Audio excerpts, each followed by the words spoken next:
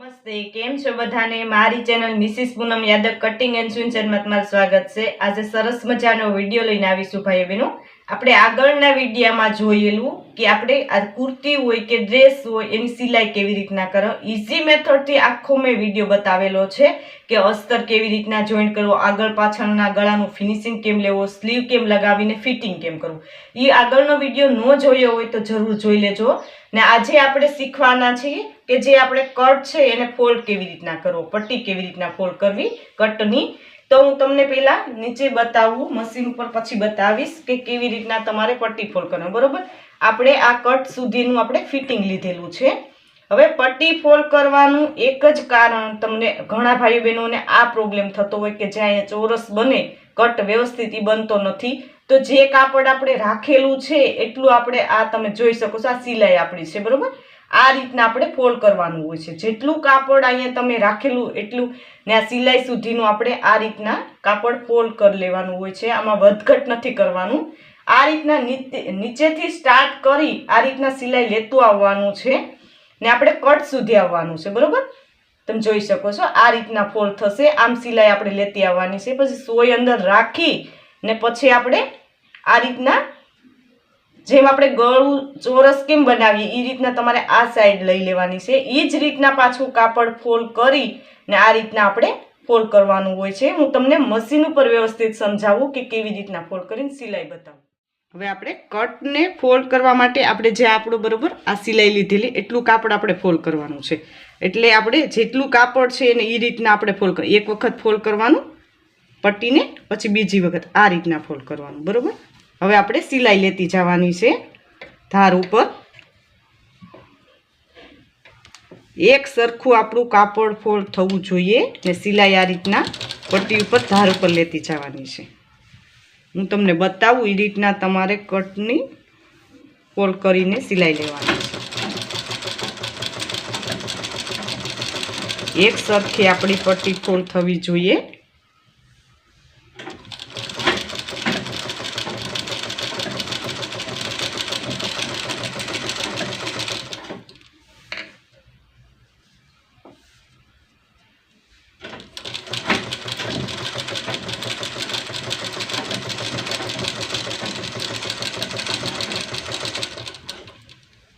તમે જોઈ શકો છો હું કેવી રીતના ફોલ્ડ કરું છું।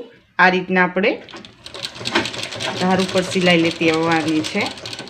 આ રીતના આપણે સોય અંદર રાખવાની બરોબર। આ રીતના આપણે આ સિલાઈ લેતા આવ્યા બરોબર, આ સોય અંદર મેં રાખી છે। હવે આપણે સામેની બાજુ આ રીતના લઈ લેવાની છે। આ આપણું ઉથમું કાપડ છે, આ આપણું સીધું કાપડ છે બરોબર। એ ખાસ ધ્યાન આપવાનું કેવી રીતના આ રીતના સોય અંદર રાખેલી છે। હવે આપણે આ રીતના ચોરસ લેવાની છે। સામેની બાજુ આપણે આવી ગયા છે। હવે આપણે સામેની બાજુથી આ રીતના કાપડને પાછું ફોલ્ડ કરતું જવાનું છે। તમે જોઈ શકો છો સરસ આપણો કટની ફિનિશિંગ આવવાનું હોય, જે આવવાનું એ રીતના આવી ગયું છે। આ બાજુની પછી સિલાઈ એક લગાવવાની હોય છે, તમને બતાવીશ। તો આ રીતના તમારે પટ્ટીને ફોલ્ડ કરવાની હોય છે। આ પોઈન્ટ જે છે એ તમારે ઘણા ભાઈઓ પહેલેથી શીખતા હોય નથી આવતો, તો મેં તમને ઇઝી મેથડથી શીખવાડવાની કોશિશ કરું છું કે આ રીતના તમે કટને ફોલ્ડ કરીને ફિનિશિંગ લઈ શકો। આ રીતના આપણે સિલાઈ લેતી જવાની છે।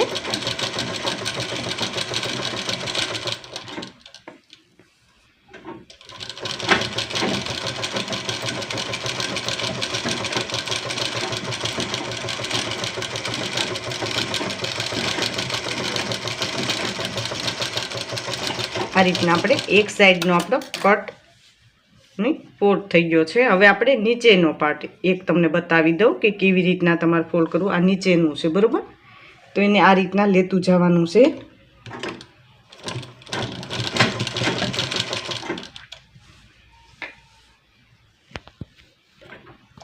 બંને ભાગ આપણા નાના મોટા ન થવા જોઈએ, એ ખાસ ધ્યાન દેવાનું। આગળ ને પાછળનું નીચેનો પાર્ટ છે તો એ એક સરખો આવવો જોઈએ ને સાઈડના કટ પણ એક સરખા જ આવવા જોઈએ। એ રીતના આપણે ફિનિશિંગ લેવાનું છે। આ નીચેના પાર્ટનું તમને હું બતાવું છું। નીચેના પાર્ટથી આ રીતના સ્ટાર્ટ કરતું જવાનું તો સામેની કટ સુધી આપણે સિલાઈ લેવા જઈએ. ફરતી તમે આ રીતના સિલાઈ લેવાની અને પછી આપણે અહીંયા ધારની સિલાઈ લગાવવાની છે.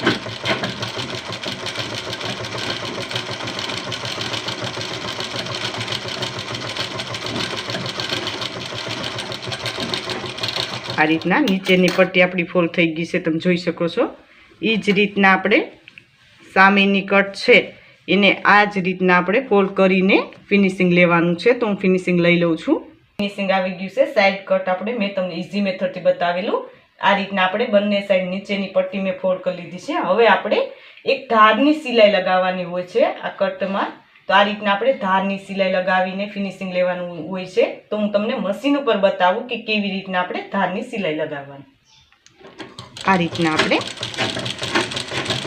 કટમાં એક ધારની સિલાઈ લગાવવાની હોય છે પટ્ટીમાં. તો જે રીતના હું વિડીયામાં બતાવું છું એ રીતના તમારે ફરતી ફિનિશિંગ લેવાનું હોય છે. એકદમ ધાર ઉપર જ સિલાઈ આવવી જોઈએ. આપણે કટ સુધી આવી ગયા છે. હવે એમાં આપણે વી શેપ લેવાનો હોય છે. આ રીતના સોય અંદર રાખવાની, બરોબર. આ રીતના કાપડને ફેરવી લેવાનું છે.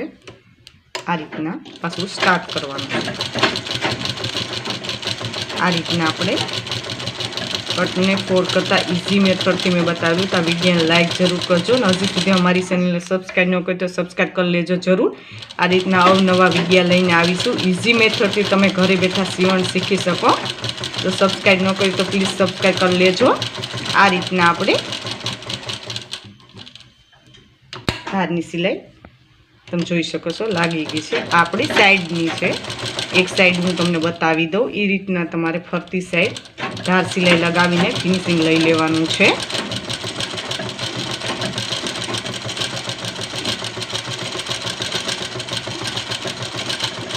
એકદમ ઇઝી છે સાઈડ કટ ફોલ્ડ કરવાનું. થોડું તમારે ધ્યાન દેવાનું. જે રીતના મેં વિડીયામાં બતાવેલું એ રીતના તમે ફોલ્ડ કરશો તો જરૂર તમને આવડી જશે. આ રીતના તમને આપણે ધારની સિલાઈ લાગી ગઈ છે. એવી રીતના આપણે ફરતી ધારની સિલાઈ લગાવવાની છે. તો હું લગાવી લઉં છું. તમે જોઈ શકો છો સરસ મજાનો આપણે કુર્તી તૈયાર થઈ ગઈ છે. ડ્રેસ પણ કહેવામાં આવે છે. આ રીતના મેં ઇઝી મેથડથી બતાવેલું કે કટ તમારે કેવી રીતના ફોલ્ડ કરવા, એનું ફિનિશિંગ કેમ લેવું. તો હજી સુધી અમારી ચેનલ સબસ્ક્રાઈબ ન કરી તો સબસ્ક્રાઈબ કરી લેજો. નોટિફિકેશન બેલ પર ઓલ કરજો. આ વિડીયો લાઈક કરજો અને કોમેન્ટમાં જરૂર કોમેન્ટ કરજો ભાઈ બેન કે આ વિડીયો તમને કેવો લાગ્યો. આ વિડીયો જો